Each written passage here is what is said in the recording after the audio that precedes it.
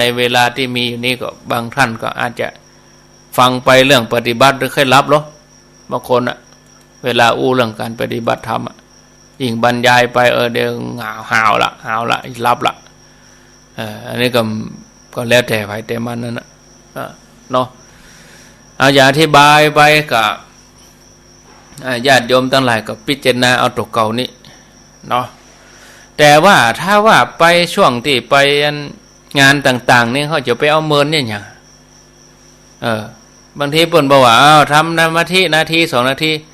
เขาจะไปว่าโอ้บ่ได้บุญนาทีเดียวเขาก็ไปปฏิบัติคนเดียวกะ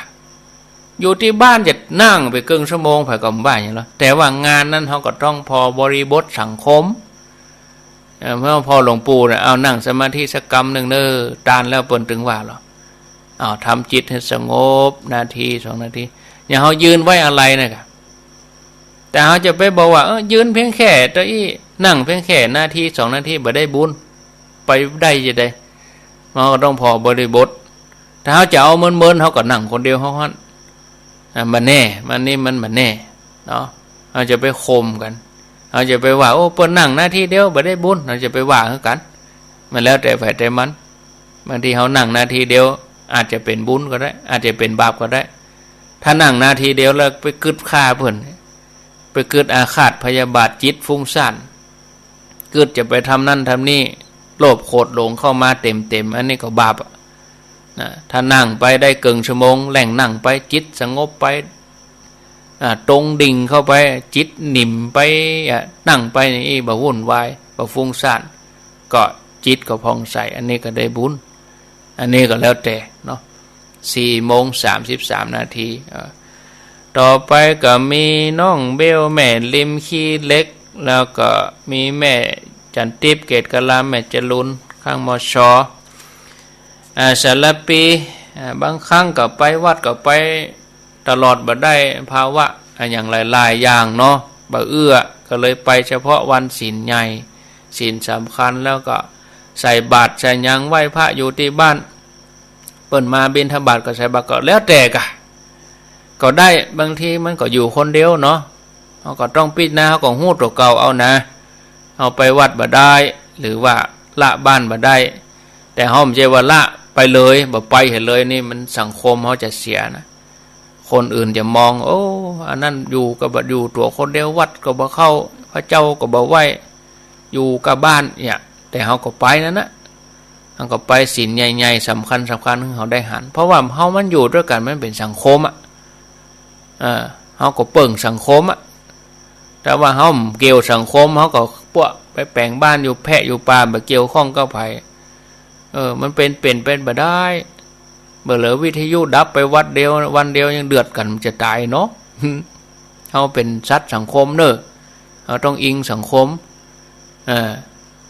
เอาเปิ่งสังคมมันเปลี่ยนไปไม่ได้อันนี้เขาก็ต้องพอตัวก็ถูกต้องละเอาไปก็ศีลใหญ่ศีลยังเข้าวัดษาองศา12 เป้ง4 เป้งนี่เป้งพญาวันก็ดีอยู่ดีเลยบอกไปเห็นเลยแต่เขาก็ทำบุญอยู่นั่นนะใส่บาตรใส่ยังทำบุญตามโอกาสถ้ามันใส่ก็ใส่ตึงวันก็ให้เป็นยังมันใส่ก็ใส่ตึงวันใส่บาตรใส่ยังใส่ขันเข้าใส่ยังเนี่ยจะใส่กู้ยังก็ได้ใส่ขันเข้าป่อแม่ใส่ก็ข้ามันนะก็แล้วแต่อันนี้ก็แล้วแต่เขาถามว่าได้บุญก็ได้นะครับดูพระเจตนาที่เขาตั้งใจจะทำนะโดยสเก็ตแล้วก็มี8นี่ปัญญังหิมปิง9สันทรายหนองคาย10สลวงแม่ริม11แม่เจนเพนคำโปธา12หลวงพ่อมณิต13สุดท้ายสันกำแพงได้13ท่านวางสายแฮมช่วงหนึ่งว่าจะบรรยายก็คงตันนะถ้าบรรยายมันจะขาดตอนไปเนาะถ้าขาดตอนมันก็จะบ่ม่วนเนาะแต่เดี๋ยวเปิดสายมาก่อนที่จะฟังท่านมหาเปิ้นทำวัดส่วนญาติโยมที่ฟัง104ก็ต่อเนื่องไปที่ท่านมหาประสิทธิ์ช่วง5:00 ถึง 6:00 วันนี้วันจันทร์แล้วก็ 6:00 ถึง 7:00 ไปพุ่นกะวันนี้เทศธรรมท่านพระครูสังวรศิลาภิลักษ์วัดไซมูลแต่ว่าเดือนหน้าพอดี91ก็ขยับท่านพระครูไซมูลมา เวลาตี 5นั่นนะถึง6 โมงแล้วอาตมาจะเข้ารายการ6 โมงไปญาติโยมก็ฟังที่แดนดินถิ่นล้านนานี้ถ้าจะฟังกันนะตั้งในหัวในเวียงนี่มีได้ยินมาเจ้าถ้าในหัวในเวียงจะได้ฟังกันเมื่อค่ำกับที่ 99.25 โดยสเก็ตสันซ้ายโดยสเก็ตสารปีเนาะสันซ้ายอันนี้ฟังที่ลินคำเรดิโอ2 ทุ่มเป็นต้นไปลินคำเรดิโอที่บ้านอย่างหนองแยงสันซ้ายเปิ่นฮับมาได้เดือนปลายแล้วเนาะญาติโยมก็ฟังกันทุกคืนเนอะ 99.25 ลินคำเรดิโอแต่เลินปอนเจ้าสวัสดีเจ้าวันด้วยสาเจ้าจากทางใดสวัสดี จากไหนมาตั้งสลวงเจ้าอำเภอแม่ริมเจ้าสลวงตะกี้เนาะเจ้าว่าจะได้ถ้ามันก็ม่วนอกม่วนใจเจ้าบางชาติดีเจ้าม่วนดีชัดเจนดีเจ้าบางทางมันก็ม่วนอยู่เจ้าบางเนี่ยกะนี่มันดีอกดีใจที่มันเขาได้ฟังเทศฟังธรรมเลยเจ้าดีละโมทนาจ้าไว้สาเจ้าอันนี้เปิดอิสระศูนย์กันไปเลยกันนี่ไว้ไผ่ไว้มันไปเลยศูนย์กันไปเลยเจริญปอนช่องที่2นี่เจ้าของสาเจ้าห้ามแม่มุกดาเจ้ามุกดาบ้านแม่นะเจ้าแม่ก็นอนร้องห้อน้องตัวขาดต้องวันอะไรนั่นโอ้ดีบ้านเด่นบ้านแม่ลูกก็ให้คะแนนตัวเก่าข้างแหม2 ศีลเนี่ยได้เต็ม100ละถามว่าระหว่างเขาคือปีเป็นลูกปลายเนาะเป็นบนศีลมันทำเหมือนเป็นข้าวต้มขนมให้กินแต่ว่าเนาะต้นน้องก็แดงต้นเอาของจริงของด่าไปที่เขาจะได้มูลตัวอันสั้นโอ้ก็ดีกะไม่ส่วนร่วมวายาวัจจะไม่ขวัญขวายในการบุญ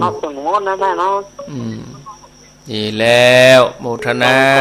สาธุเจริญปอนตาพระตาเจ้าท่านพระครูอันนี้แม่วางนะซ้ายเจ้ากดตั้งแต่3 โมงมาในฟังตั้งแต่3 โมงแล้วเจ้ากดโทร3มาติด4 โมงครึ่งได้เจ้าฟังชัดเจนดี91เจ้าสาธุเนอเจ้า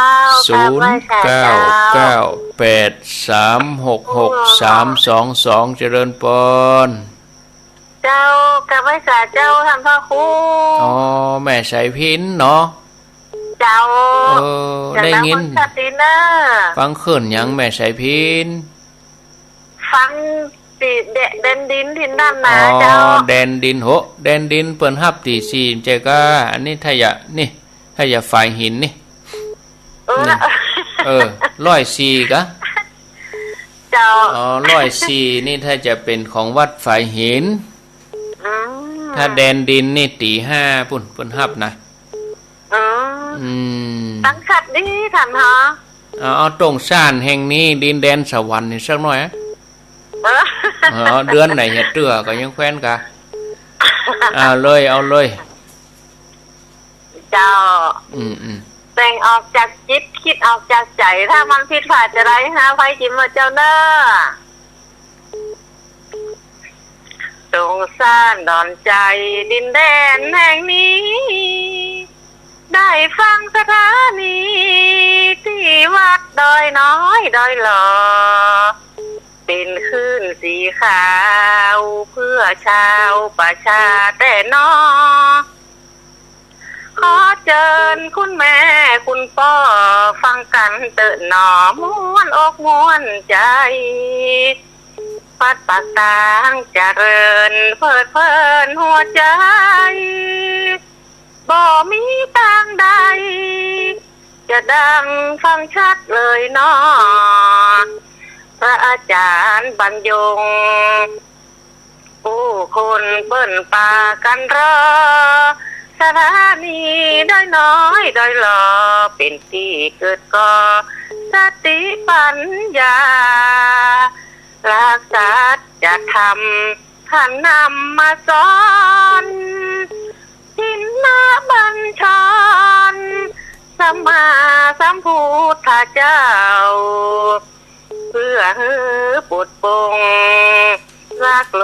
ภกดลงบางเบาบ่มี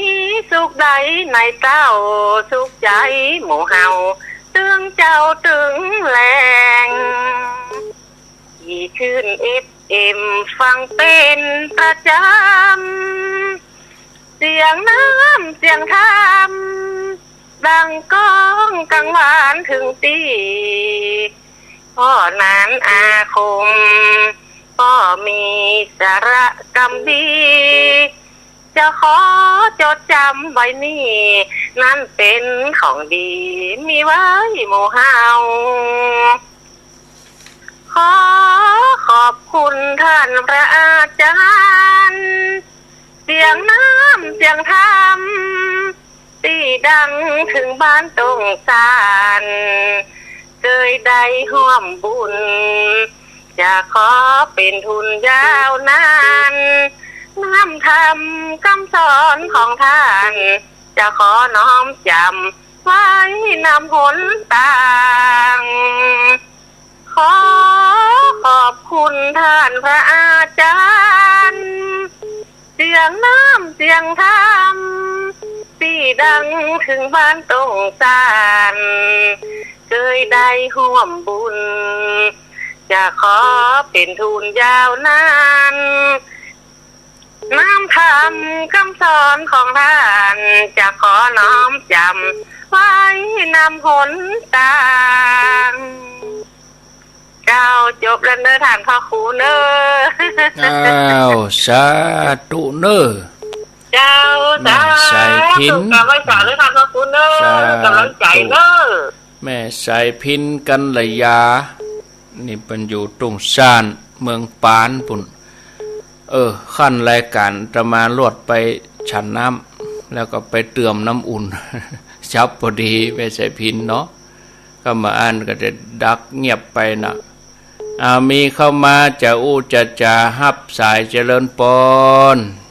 กับใบสาพระอาจารย์ เอาป่าไร่ป่าให้ เจ้านะท่าน ป่าให้อยู่สามยอด วันนี้เหนียวแน่นนี่เนาะ ก็เป็นบางวันก็อยู่ก้านตู้ลงหน่อย วันนี้เหนียวนี่ม่วนพอทุกสารทิศเนาะมันมา ตู้ลงนี่แฟนรายการเพิ่นแน่นหนาฮะวันฟังเลยเจ้าแล้ววันนี้เหนียวแน่นนี้มันมาทุกสารทิศทั่ว หลายเรื่องหลายราวดีแล้วกะอ้าวสาธุอ้าวสามยอดเนาะเจริญปนสามยอดป่าสังเจริญปนติดแล้วเนอ0998366322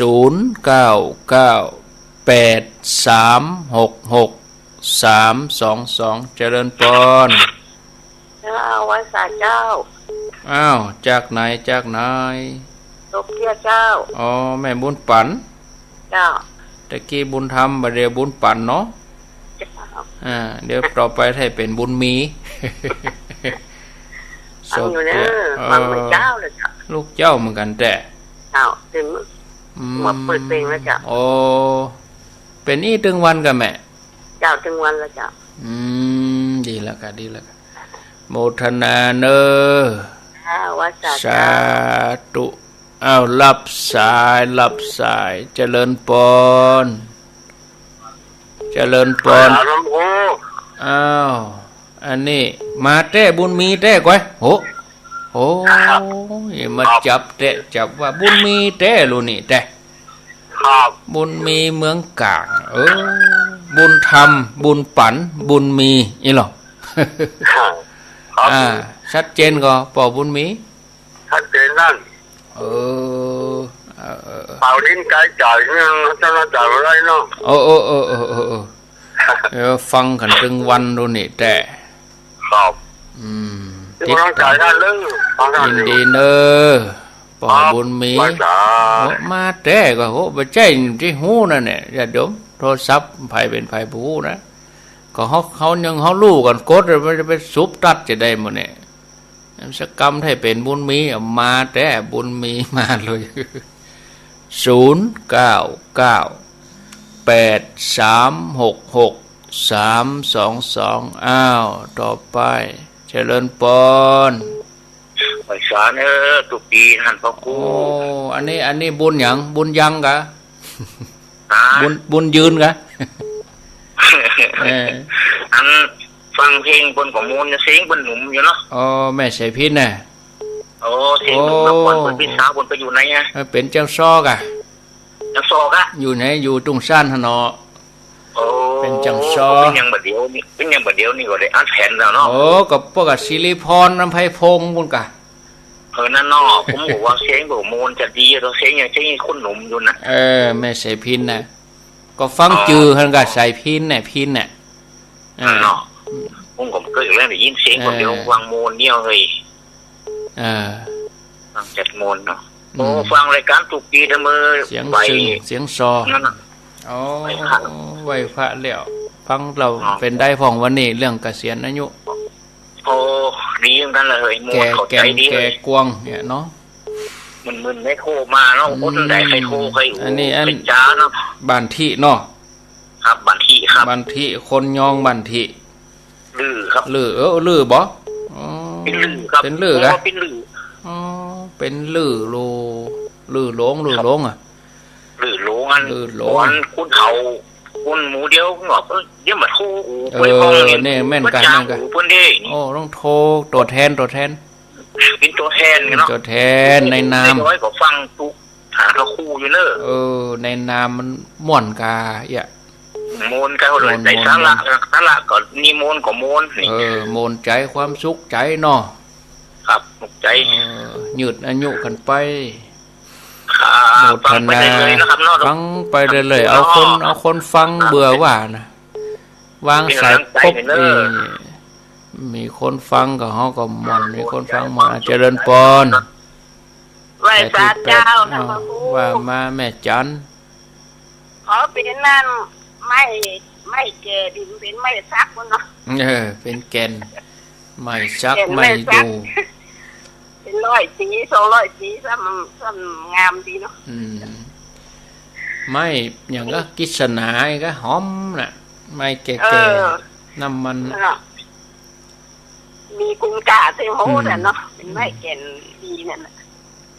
จะไม่แก่นไม่กวงเป็นวันนี้นะโอ้ธรรมะวันนี้นะชีวิตประจำวันเลยนะความอยากของคนเราเนาะมันมีติสิ้นสุดจำคนก็จะพอเดือดร้อนจะพอไปตายกับความอยากมีเรื่องตัวกลเป็นปุกเป็นเงาละความโศกความเศร้าไปต่างหลังมันมีไปต่างหน้าติ๊กก็อยากวันนี้อันชัดเจนดีนะเจ้าโฆษณาแม่จันบานตาการเจริญปนไหว้พระเจ้าเนี่ยอันนี้แม่ฟ้องแม่ฟ้องแจโฮมเนาะว่าจะได้แม่ฟ้องเจ้าว่าแม่ใส่ชิ้นห้องเพลงมะเองก็ขยันหวานนะอยู่ลำปางเหมือนกันนะอยู่เมียงปานแม่อยู่วังเหนือเนาะคนลำปางนี่กันนะลูกโหคนเน็ตกามันปางเหมือนกันให้อายุอะไรปอกันนะ70นะอันนี้ฟ้อง66อ๋อ66มาเนี่ยจ้ะ66อยู่กะเจ้าก็ให้ปอกันนะเนาะไม่ใช่พินก็60ปลายแก่ๆเนี่ยโมทนาเนอแม่ฟ้องเจ้าฟังทุกวันสาธุเจริญปนสายที่10ได้สักโลเอาแล้วเนาะเจริญปนจากทางใดโรงพยาบาลล้านนาอันนี้โยมแม่บุญพินแม่บุญพินแกเจ้าฟังแต่เจ้าไว้ค่ะทางพระครูแล้วเนอะฟังถึงวันเนาะแม่บุญพินเนาะฟังกับเป็นเจ้าเป็นแดงอยู่ธรรมะเนี่ยเจ้าเจ้าธรรมะสอนใจเนาะเป็นกำลังใจทุกคนทุกท่านเนอะโมทนาเนอะ สาธุวันนี้ดีฮับกันไปเจริญปอนติดแล้ว659เจริญปอนปิดวิทยุก่อนปิดวิทยุก่อนมันได้ความละใส่ไมค์มาแทนเจริญปอนจ้าไว้จะจ้าว่ากูมาเลยแม่ปานี้ได้วันนี้ติด3 รอบก็หลุดไปได้3 รอบหลุดไปเป็นยังไม่โทรกับวันเจ้าวันแล้วใครหัวไม่ใส่วีร้องเพลงกับวันเจ้าวันแล้วใครหัวอย่างม่วนอีกมันม่วนดีแม่ชอบใหญ่มันห้องเพลงนะไม่ใช่ยินนี่นะแล้วห้องได้ก็นี่ทำไมจ้าจ้าร้องเพลงฮัดเอากะฮัดเอาเนอะแม่โทรว่าครูก็ว่าจะจ้ามันติด2-3 รอบแล้วมันลุดไปหมดได้จากรอบสาธุเอาสายต่อไปเจริญปอนเจ้าจากทางใดนมัสการเจ้าอยู่ที่ไหนฮะ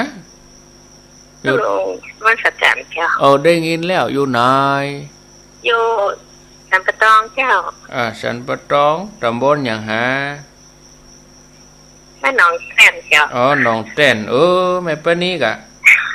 ปานีมา2ปานีตะกี้ปานีต้นเพิ่งไม่ได้นี่ปานีหนองแต้นเนาะนี่หลายเจ้าฟังกันมาเมื่อละกะตี2ตี3ลูกกี่โมงนี่มาแม่นจะกะลูกบ่ได้ฟังก่อนหน้าจะกรรมบ่ได้ตามเจ้าน้ำเป็นยังเนาะชัดเจนดีนะเจ้าฟังเบิดแมลงก็ว่ากันแมลงเบิดจะเอามาทวนแถมกรรมเนาะเจ้าโมทนาสาธุเนอเจ้าได้โลพอดีสุดท้ายสุดท้ายเดี๋ยวลาจะเลื่อมเวลาปุ่นนักเจริญปอนจ้าวิสาเจ้าจากที่ไหนสังกัดก้อมเจ้าแม่บุญกะเจ้าแม่บุญกัดก้อมรู้เนาะเจ้าฟังอยู่เจ้าฟังชัดดีเนาะแม่บุญเนาะเจ้าชัดเจ้าอนุโมทนาเนอแม่บุญเนอวิสาเจ้าสาธุเอาละเนาะศรัทธาทั้งหลายขออนุญาตพักสายเพราะบัดนี้4:53-54เพื่อไปคันเวลาไปกับลวดลาศรัทธาเนาะขอบคุณเนอก็เป็นว่าได้อยู่12 สาย12 สาย13ถึงแม่บุญกัดก้อมแปลว่าวันนี้ได้เฮลโลเนาะสลวงมาที่1ที่2แม่มุกดาที่3แม่วางนาซ้ายที่4แม่เสพินขอบคุณเด้อแม่เสพินมาขั้นรายการอาตมาไปเติมน้ำอุ่นเตียวไปนอกพุ่นกระติกมีนอกพุ่นช่วงแม่เสพินเปิดห้องเพลงกับเปิดวิทยุฟังทางนอกพุ่นแล้วก็ไปเอาน้ำอุ่นมาแล้วก็ไปทำธุระเข้าห้องน้ำแล้วก็มานั่งนี่ก็ขั้นรายการไปขอบคุณเมื่อไหนก็โทรมาเดือนไหนก็ครั้ง2 ครั้งก็ยังแควนดีปอบุญธรรมนี่อยู่บ้านนั้น3 ยอดเจดีย์3 ยอดบุญธรรมป่าไร่ใส่ต่อมากับแม่บุญศรีไว้ใจใหญ่แม่บุญปันแม่บุญปันศพเตี้ยใส่ที่7ก็เป็นนั้นปอบุญมีน่ะเนาะปอบุญมีมาแต่หรอแฮมใส่กับบ้านที่แม่จันเดินใส่แจ้งโฮมแม่ฟ้องแล้วก็มีโรงพยาบาลลานาแม่ปราณี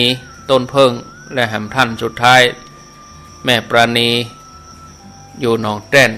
แล้วก็แถมด้วยแม่บุญอยู่กัดก้อมนะก็ขอบคุณเด้อที่โทรบัดนั้นจะไปน้อยใจเบิ้นแมลงเขาก็ยังมาปะกันแถมแมลงเบิ้นก็บ่าย3มาปปะศรัทธาญาติโยมเนาะสำหรับวันนี้อาตมภาพได้มามาจ่าเป็นเวลา2 ชั่วโมงอันใดขาดเกินอย่างใดก็ขออภัยเนอะที่ดีก็เก็บไว้ที่บ่ดีก็ละไว้ก่อนไกลเอาผิดพลาดประการใดบ่ถูกหูบ่ถูกใจป้อนั้นป้อน้อยนักปราชญ์ผู้ฮู้ครูบาอาจารย์ที่ฟังอยู่ก็ขอสุมาอภัยอันใดที่เป็นสาระก็เก็บไว้พิจารณา คัดสรรเลือกสรรเอาปะกันแถมใหม่อาตมาภาพมาปะญาติโยมในช่วงเวลามาเจ้าวันติดวันจันทร์วันการวันติดมีเวลา1 ชั่วโมงวันจันทร์นี่มาปะกันอย่างวันเนี้ย2 ชั่วโมงส่วนวันการก็ปะกัน1 ชั่วโมงรายการก็จึงมีประจำกู้แรงอยู่แล้วสลับสับเปลี่ยนครูบาอาจารย์ญาติโยมได้ฟังอย่างหลากหลายต่อจากรายการนี้ที่96ญาติโยมก็ร่วมกันทำวัดเจ้ากับคณะสงฆ์วัดเจริญโดยท่านพระมหาวิษณุจารุธรรมโมคณะสงฆ์วัดเจริญเป็นประจำทุกวันได้ทำวัดสวดมนต์ช่วงเจ้าด้วยกันส่วนญาติโยมได้ฟัง104ก็ฟังท่านมหาประสิทธิ์ถึงเวลา6 โมง91กับฟังกันถึง7 โมงเนาะก็เดี๋ยวตี 5ญาติโยมจะไหลไปที่แดนดินทินนาก็ได้ 103.50 แดนดินทินนาก็ในเวียงน่าจะได้ลำเดียวเนาะสลับปีมื้อนี้น่าจะได้อยู่ก็ลองไหลซ่อหาเอาเนาะบางทีคลื่นก็ส่งไปกับในขอบเขตของแต่ละคลื่นในรัศมีของแต่ละคลื่นบ่เท่ากันไก่ผ่องใกล้ผ่องเนาะอยู่ดีมีสุขเนอะทุกท่านเนอะจากลาไปก่อนเนอะอายุวันโนสุขังพลัง